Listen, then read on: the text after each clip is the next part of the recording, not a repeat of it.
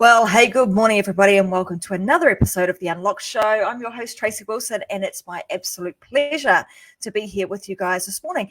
Very sunny day here on the Gold Coast, and my very special guest was just telling me she's all turtlenecked up, ready to go, but it's a little bit cold where she is in Massachusetts. So I want to let you guys know that you're in for a bit of a treat today. And in fact, today's show, I'm going to say, is dedicated to all you super busy mums out there trying to get everything done, trying to figure out how do I get all of this done and make sure that I can remain balanced and that I'm getting all of the things that I need to be done, all the things that I need to do. I want to make sure that I get all of those done, but also keep my sanity at the same time. So today's guest is Mia Moran. She's an inspiring mentor for women who is all about balancing work, family, and life. So who better to have on the Unlock Show when we're talking about business, family, and life, right? She believes that women have the power to really change the future for the better, but only if they are not stressed and they're not overwhelmed and sending themselves mad trying to get everything done. So Mia's a mum. She's a mum of 3 teenagers. She's an entrepreneur. She's a coach. And she also makes time to make sure that her family's well taken care of, that she has time for herself with wellness, and she makes sure that she makes a lot of room for joy in her life. And she really does hope, she's on a massive mission to empower over 1 million women, mums, to feel a real deep sense of balance and ease in their life.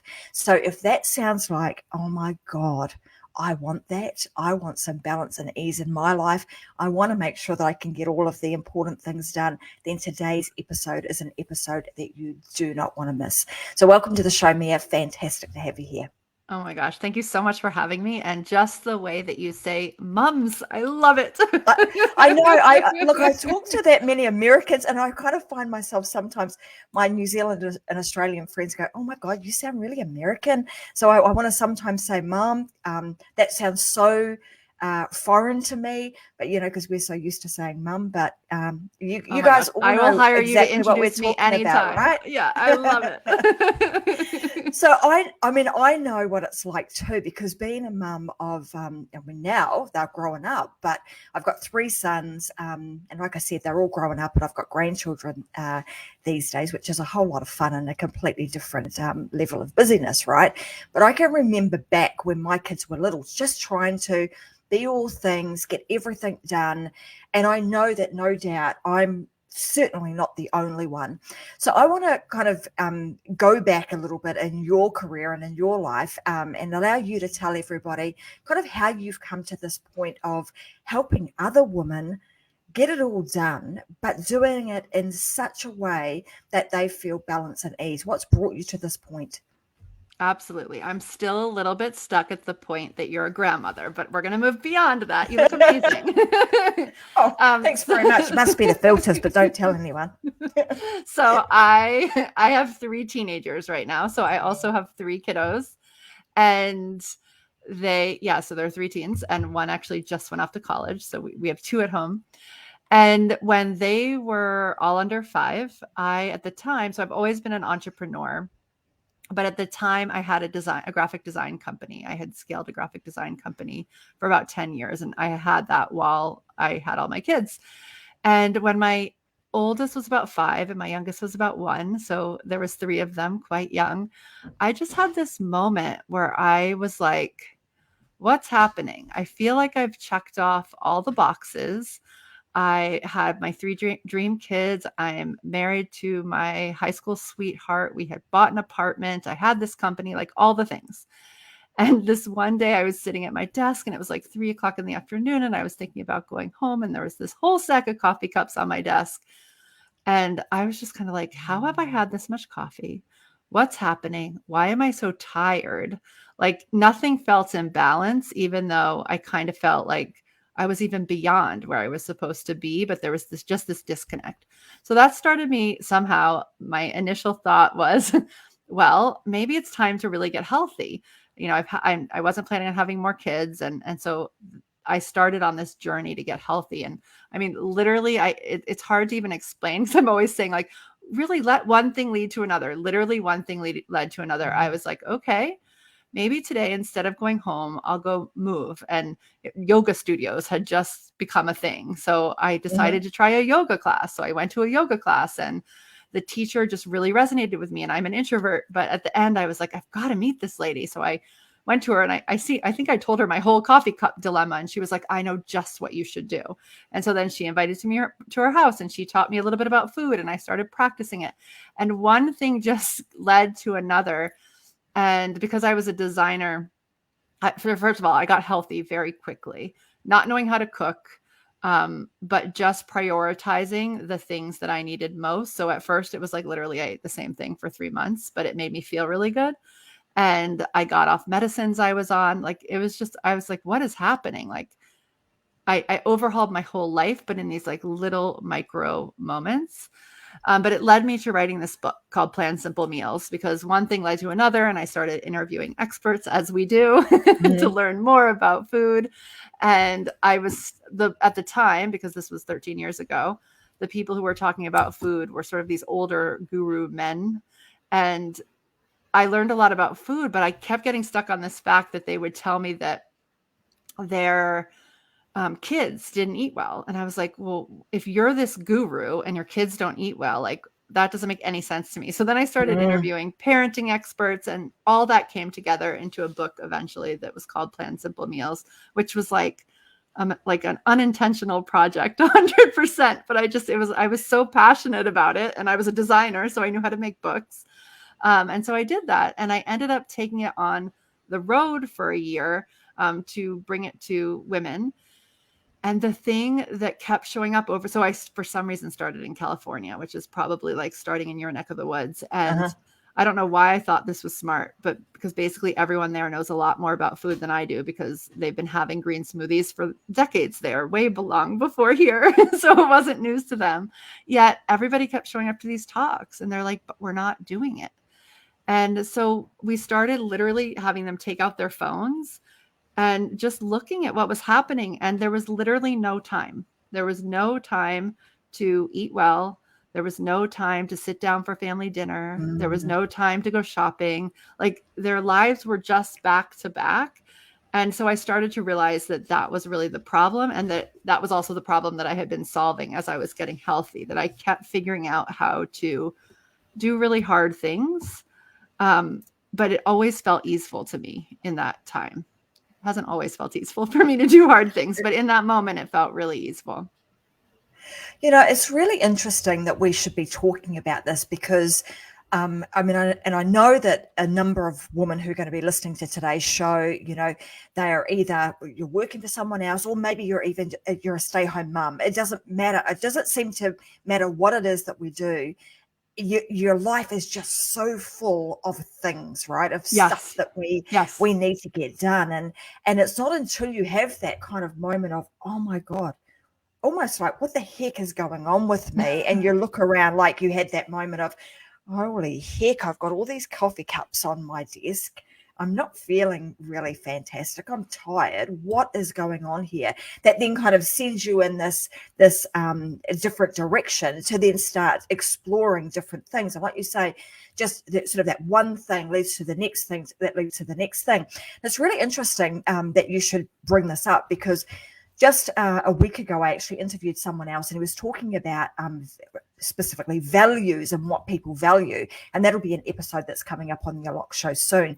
But in America, it was talking about how health and well-being was actually in the top 5. So the fact that you're talking about this stuff, and that people are really thinking about, gosh, it's time for me to really start paying attention and start to do something that's going to help me lead a longer, more healthier, balanced life. And so then that journey taking you down the path of, whether it be sort of exploring the green smoothie thing, or sort of working out that, hey, I need to change the way in which I'm eating.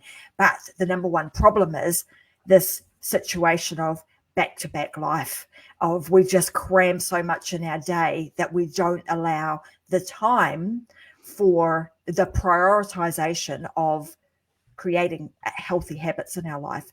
So take us to, kind of, how did you do that? Will you recognize that, I need to do this.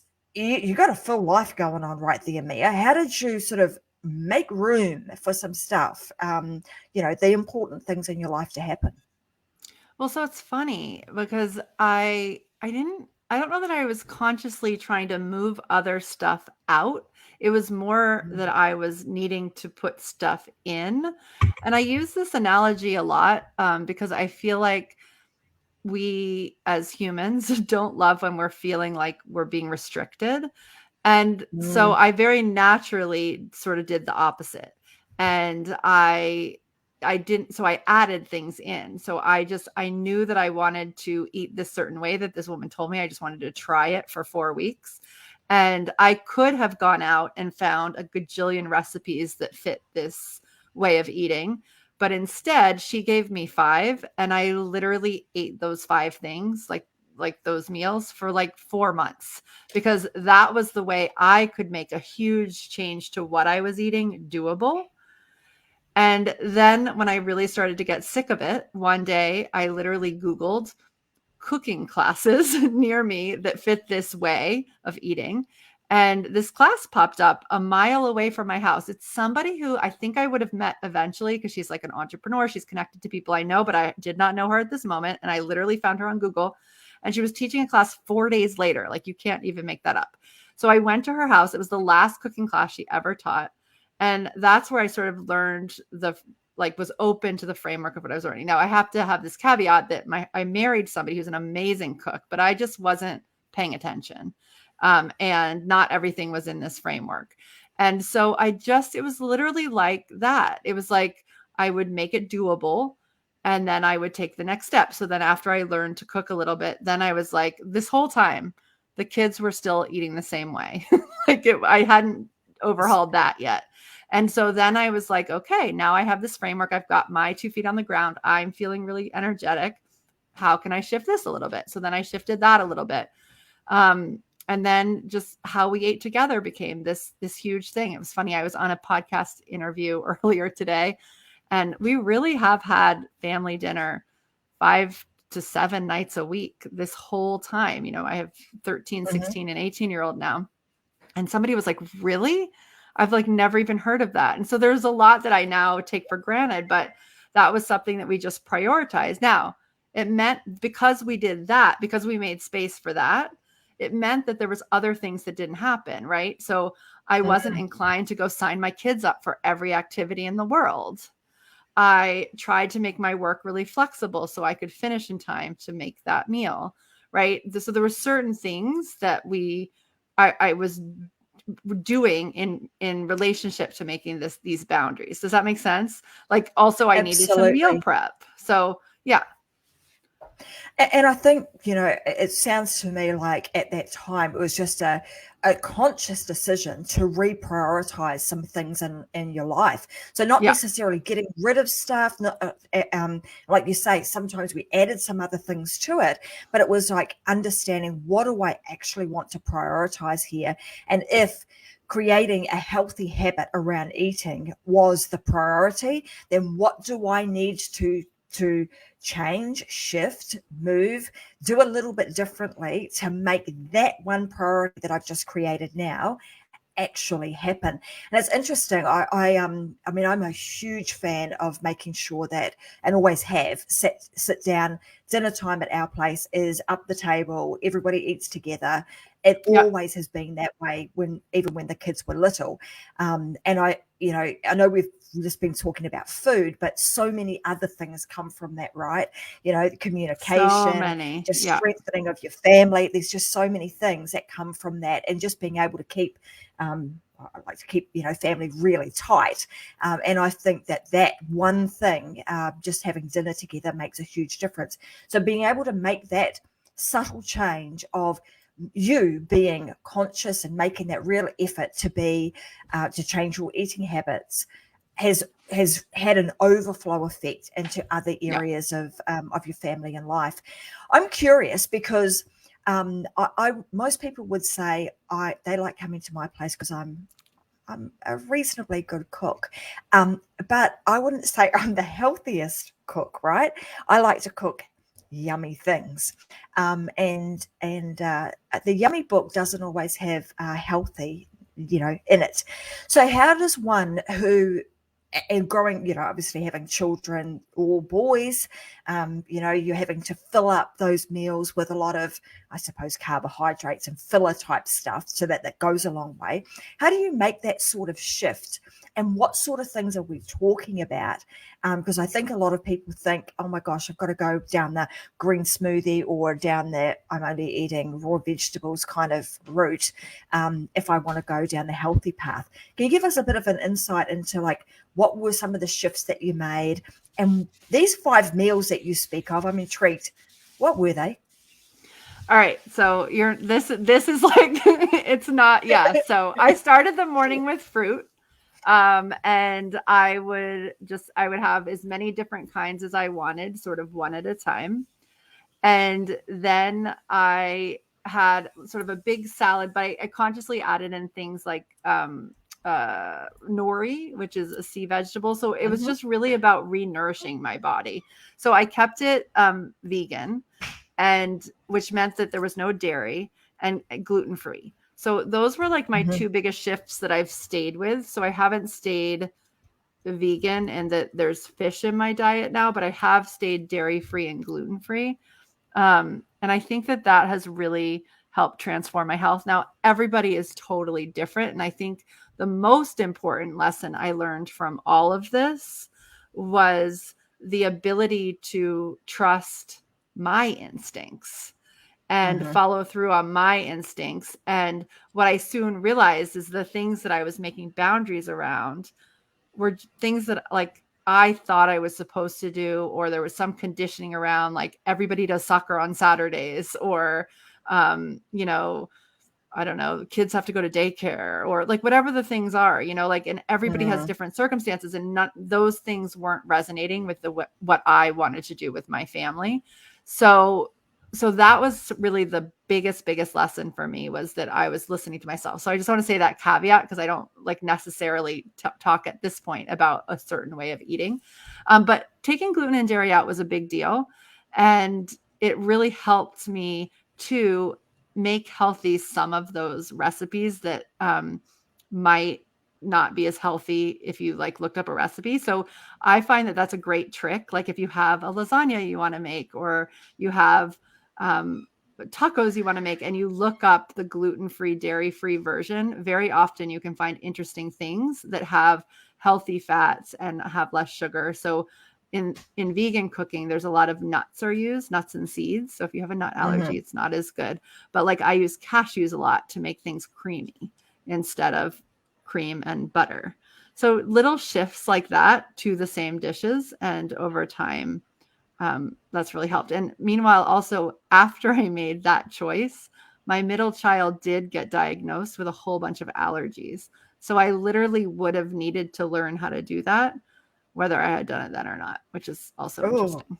Yeah. Isn't that interesting? A little bit of preparation, for something that was coming down the pipeline to you.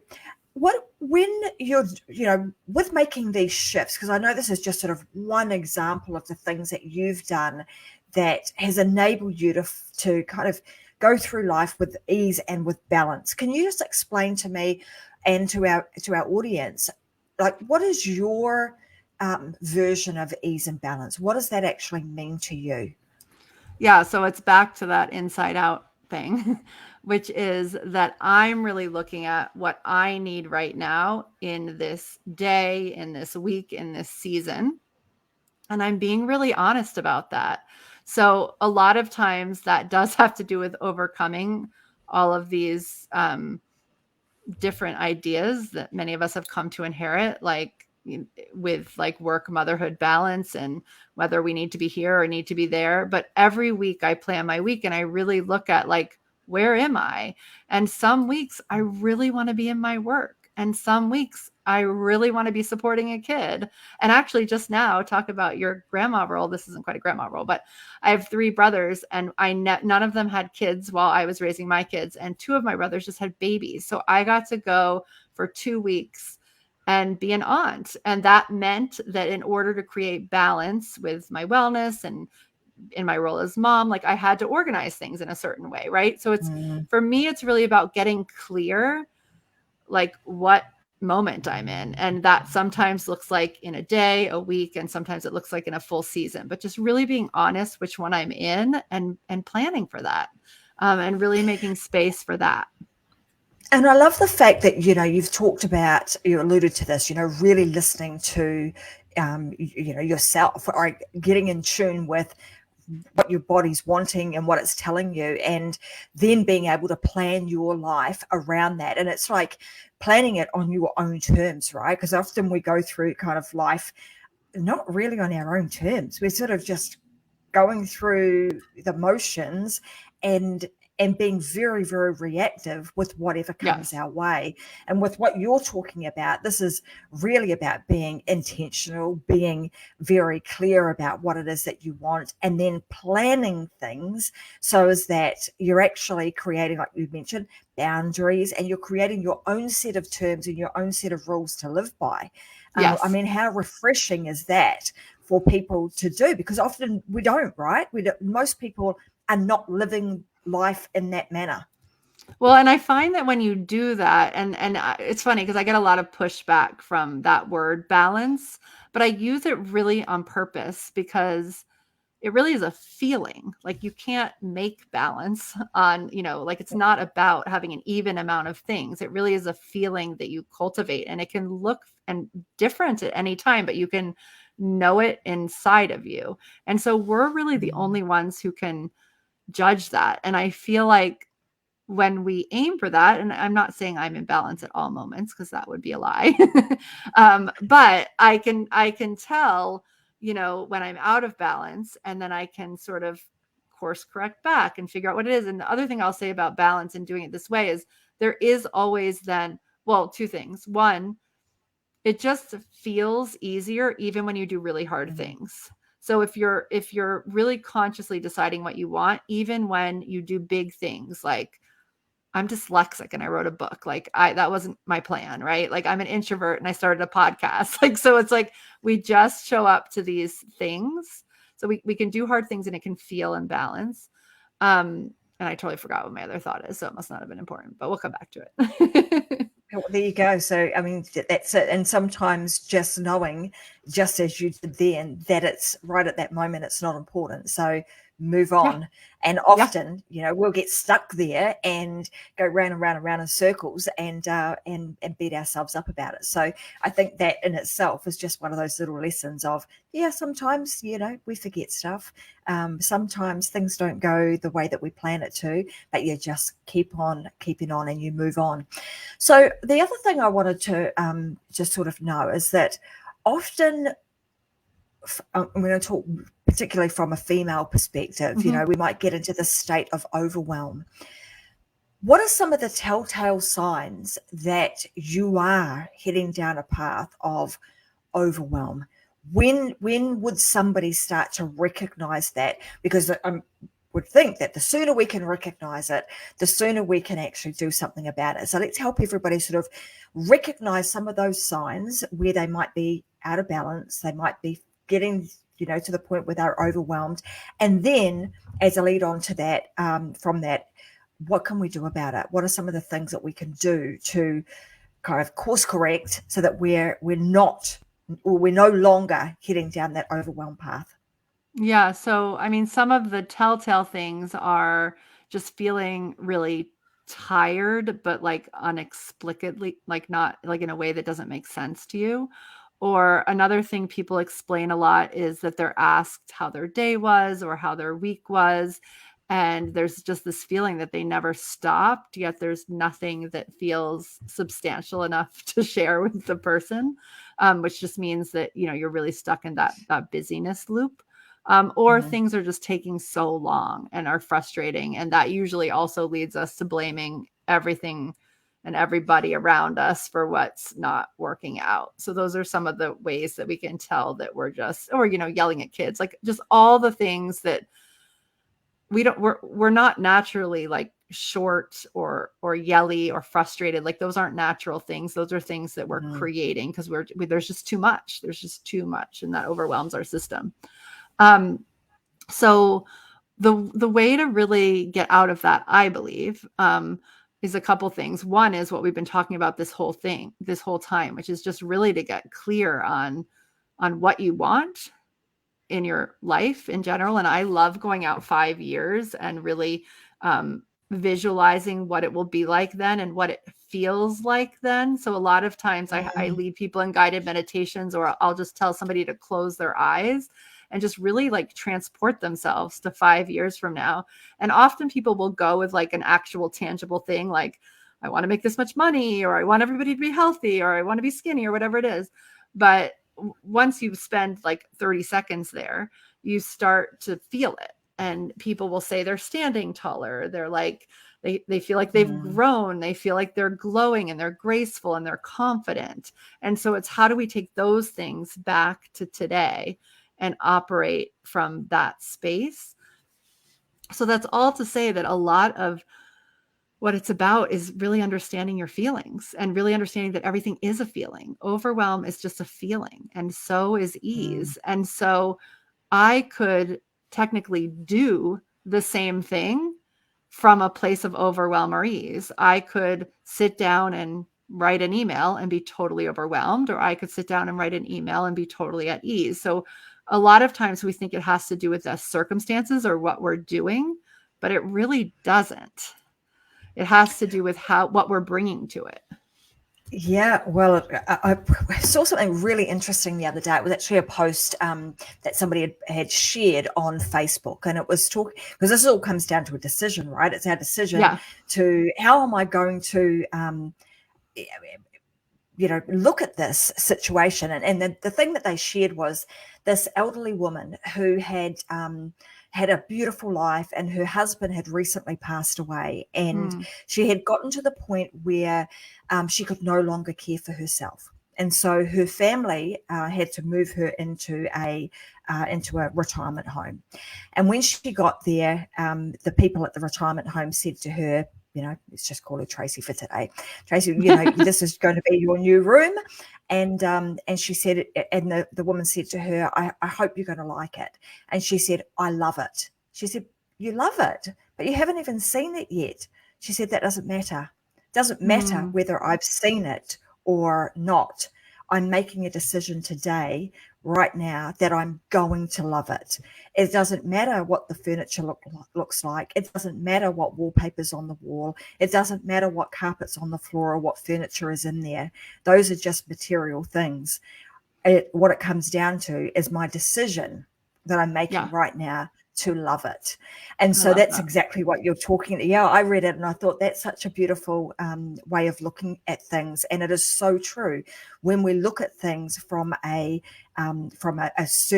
certain way, and we trust, and we then know that things are going to be okay, I'm going to be happy, and you decide to have that in that moment, then that is inevitable. That is exactly the way in which you're going to feel. So I love the fact that you're talking about this, because it really does make such a difference to people's lives in the way in which they decide to be. Yeah, and all planning is deciding. That's just all it is. It's just you're deciding something in advance, and I don't know if time really exists, right? None of us do. So we're just deciding something before it happens. And maybe we're deciding it like just how that woman said. I mean, it's like she made that happen because she decided then that she was just going to love this new space. And so I think that the benefit that planning gives us is that if I'm sitting down to plan right now and I'm totally frustrated because, I don't know, the day was long, I'm hungry, like food didn't quite go as planned, whatever. You know what? I'm not going to sit down and plan. I'm going to stand up. I'm going to take some breaths. I'm going to go on a walk. I'm going to do whatever my things are that calm me back down. And then I'm going to plan. Like, so the advantage of deciding what your life or what your day or what your next hour is like in advance is that you can do that from a place of not your nervous system not being in fight and flight. You're not all tense. You can give yourself the opportunity to be relaxed and at ease when you're choosing.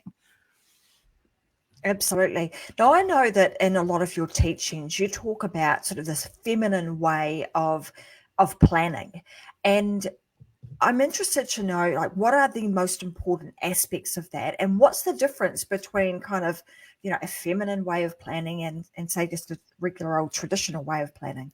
Yeah, so the traditional way is just kind of masculine in nature, like, and I'm not talking men, women. I'm talking like masculine and feminine. So order it is like a masculine attribute, whereas like nature and how everything works in nature is more feminine attribute in, people who talk about feminine and masculine.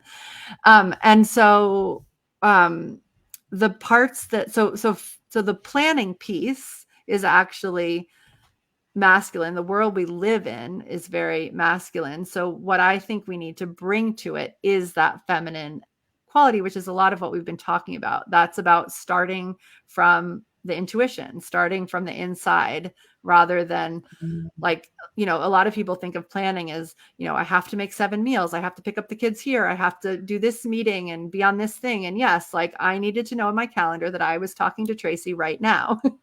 But, I made that choice based on my on what was happening. And I also have free time in my calendar, and I can hold that for things that I intuitively know I need to bring in right now. So sometimes, again, that might be work focused, and I might be sitting down and writing my next book, or sometimes I might really need to focus on my health, and that would have a whole different set of things. And so it's really starting from the inside and trusting your gut on that. That is feminine. So the thing that happens, though, is that the feminine kind of fights the idea of the plan. So a lot of times what we do is we get this gut instinct, and many of us just hold it in our body and ignore it, and we push it out and until like literally the universe is yelling at us, like, we need to do this thing, whatever. And so that part is feminine. Then the second piece that some of us get to is we'll write it. So we'll write a list or we'll journal. Those are also feminine things. So the endless to-do list, though, is great if you've looked at your intuition and you've put that down on paper. But it's not so great in that it's kind of like the story you shared with the woman. Like, she just knew she was the second she knew she was getting a new place, she knew she was gonna love it, right? So you get this idea of, I'm gonna, I don't know, buy this present for somebody, or I'm gonna eat this certain way, or I'm gonna do this thing in my business. And it's because you had the idea, like, as far as the world's concerned, that's it, that it is, right? But then we live in time, so then we have to plot it out, like, because that's not really true. So a lot of times the overwhelm comes in, that we have this amazing feminine quality as women usually to really get those intuitive hits, but we're not sure what to do with them, and the overwhelm comes in pretty quickly because we're like, I don't have time to write a book, or I don't know anything about getting healthy, or, whatever it is that we're working on. And there's no structure behind it. So those are the feminine pieces, but we need to meet that with the masculine, which is then really plotting that out in time, and understanding how it unfolds, like, in our lives in actual time. And usually when we do that, then we can look down and be like, oh, it's possible, because it's all mapped out. And yes, it's going to take me 7 weeks, but like, I don't need to worry about it never happening today, because today all I have to do is this step. And then next week I just have to do that step. And the next week I have to do that step. And we can sort of see it and feel at ease. And it's somewhat circular, which also makes it feminine, which is that when we're planning our time, so we're, it's like, we're tapping into our intuition, we're getting it out of our head and onto paper, and then whatever's on paper, we're putting into time. And I'm doing this really generally because we do this in different levels, like for 90-day seasons and weeks and months and different amounts of time. But that's the general gist, no matter what you're doing. We get out of paper, you put it into time. But in time, you have to leave space. So you have to keep leaving space to be able to have quiet, because it's the busyness of our lives that is preventing us from understanding the inside. So it's kind of this like circular thing that you have to figure out how to get into the circle. And once you get in, it's like magical. I'm glad that you've actually said that, because I can imagine, as women are listening to today, and we're in our busyness of life, and then going, okay, well, I want to do this, but I actually have to almost create a stop, a moment, a pause moment where I can actually stop, think, regroup, and kind of get set and plan for the next, for the next season, the next day, whatever the case may be. And I'm wanting to know, and I think you may have covered some of this, but I know that you've got this method called the flow planning method. Yep. Do you want to tell us a little bit more about that? And maybe it flows on from what you've just spoken about there. But tell us more about this method and how does it actually work? Yeah, so it does, like, that is part of it, that whole flow of intuition into time. But it has a lot of meaning. So that's one of them. The other one is that it stands for, the F stands for food and wellness. The L stands for lifestyle, which I consider, motherhood if you're a mother, family, home, travel, all the things that you would put in lifestyle. The O stands for Om, which is those quiet moments or your Mm-hmm. spiritual practices or your self-care, which you need in order to tap into that intuition. And work is the W. So what I found when I was on that book tour talking about food and meeting all these people who didn't have the time was that so many of us siloed those four areas. So it's like our calendar was work. And on the refrigerator, we had the kids' schedules. And maybe somewhere, if we were lucky, in a binder on a chalkboard, we had the weekly meals, or maybe in our inbox. And nobody was leaving room for the quiet and the spiritual practices unless they had a 5-minute morning meditation. So it was like everything was sort of siloed. And a lot of that stuff, quite frankly, also was being held in their heads. So there wasn't like this one place where they could see they could see that there wasn't time for the things they wanted, because in their heads there was time for it, but there wasn't in the actual day. And so this came out of that, out of really thinking through and setting goals in all those areas and really understanding how they affect each other. So like I might have a big work goal, but at this point in this process, like now that I understand how these things all work together, I'm quite clear that if I have a big work goal, I really need to be on top of my food and my movement, or otherwise, like I don't concentrate the same way. I also Mm. need to like make sure that I'm in alignment and honoring my values around my family, or otherwise, same thing. I don't concentrate on the work goal. So it's like so it's kind of like how do all these things fit together? And how do I feel in alignment at any given time? Like, obviously I can't do all the things at once, but for me, balance looks a lot like knowing that I'm tending to all the things and being confident that that's happening over the course of a day or a week or a month or however it's breaking down for me that particular season. And so this system that you create, or the method that you use, what breaks it down into like 90-day cycles, and then you could sort of repeat that over and over and over again until you've kind of planned out the entire, over time you plan out the year. Yeah, is that sort of Yes. the concept? Yeah. Yes. Yeah. Because what I find is that, especially with women and just all the different seasons, it's just really helpful to have smaller chunks of time. And 90 days was just something I chose, but to be honest, like sometimes it might be a 70-day season and sometimes it might be a 120-day season, so we have to be flexible. But it's just the summer is different than the fall, the school year. When school starts, the holiday season is different than the summer. The spring is different than the fall, even at school. Like, the seasons are just different and we act differently. Also, as women, we're at different stages in our own hormonal cycles for a lot. So like whether we're in childbearing years or we're in menopausal years or after, like it's just like we have to pause and get conscious about how our energy is, because all this planning stuff it's not really about planning time. It's about planning our energy. It's about managing our energy more than anything else. And so I find that those 90-day chunks just give us like a mark to just pause and really understand our energy right now, and also understand who we became. Because a lot of times Like people are always like, okay, so I do my 5-year visualization and then I'm done. No, like you're going to have a very different 5-year visual, like week to week, month to month, 90-day season to 90-day season, because you're evolving into the next version. You've become somebody different and leaning into that season. And so your vision changes and grows.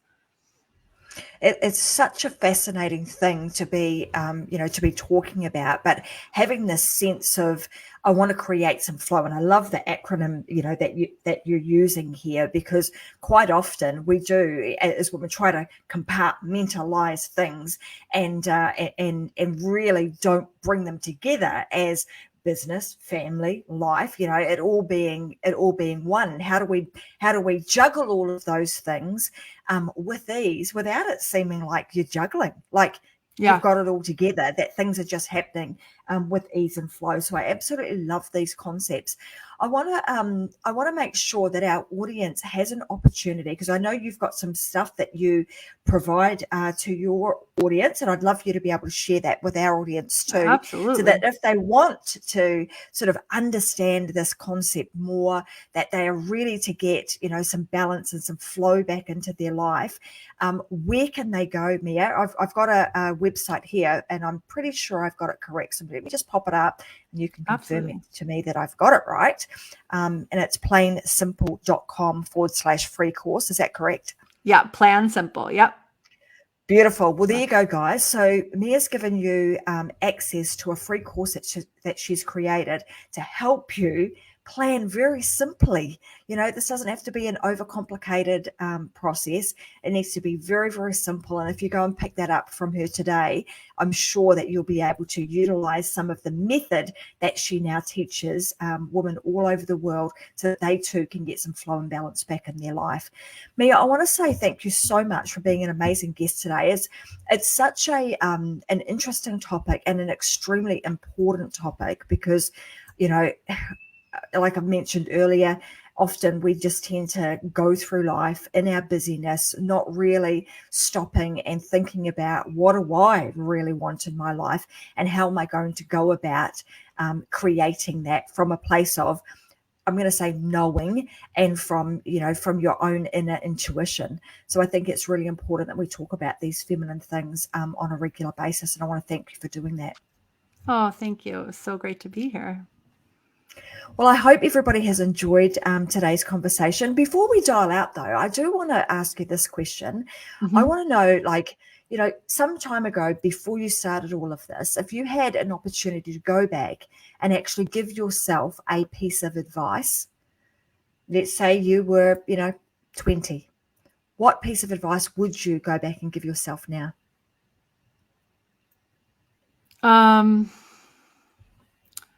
I think it would be about trusting my intuition and trusting that if I stay in alignment with that, trusting time. Because I think one of the things is that we get better and better at really like listening to our gut. It's like we want things fast, and sometimes things happen so fast. And sometimes I find that we understand things before, like when there's like more steps to be taken. And so just trusting that it's all good. It's all good. Yeah. And from that place, I find I take much more inspired action. And there was a long time in my 20s where I don't feel like my action was that inspired. So, so that's what I go back and tell her. I think we might all relate to that in some way, shape, or form. But I think that's great advice, and it's funny, isn't it? Because it's not until we tend to get a little bit older in life and we go, yeah, I really need to trust, my gut. I need to trust my own intuition and listen, because we sometimes we're not always great at doing that. Listening and getting in tune, and once you do, things tend to go the right way. Yeah. And in all fairness to anyone who's listening, who's like, I have no idea what you're talking about, and like, this is not the way the world works. So it's not a supported thing. Like, you can't go into a business meeting and say, Well, I mean, it's getting better and better. But so I think a lot of it is that we're surrounded by so much logic. So another thing is just go find people, like find people who get you, support you, and can hear, like can listen to you when you're like, oh my gosh, this amazing like idea just dropped in and I'm going to do it. And they can just not argue with you and just take it and be excited. I mean, that is such an important piece of advice because, I was having a little giggle here to myself, of those things, because lucky for me, I work with some amazing people that they know when Tracy goes into a certain, I'm going to say state, they go, oh, yep, she's downloading something. She's getting, some epiphany or idea here, by truly listening to, to your own intuition, because you often will get messages that are spot on if you do that. Yeah. But you did right. I mean, if I think back to my corporate life and go, gosh, if I'd done some of that stuff in there, they would have thought I was absolutely crackerjacks. So, and it is about finding the right people to be surrounded by that support you in understanding what it is that you want and being in tune with your own intuition. So I absolutely love that. And I hope that everybody else who's listening today, even if you thought some of the stuff we were talking about is like, oh man, that sounds so illogical, because I'm a very logical, person. So that's pretty typical of me to go down that, logic path. But on the flip side of that, also have learned that, to trust your own intuition and to listen to it, because it's usually spot on.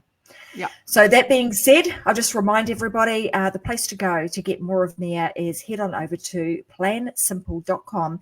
Go and grab yourself a copy of her free course and get yourself on the right track. Get yourself a bit of, flow and balance in your life.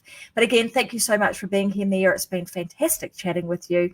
And I look forward to listening to some more of your podcast. Before I go, I should actually let everybody know, you also have a podcast too. So if people want to know more about these concepts, it's Plain Simple, right?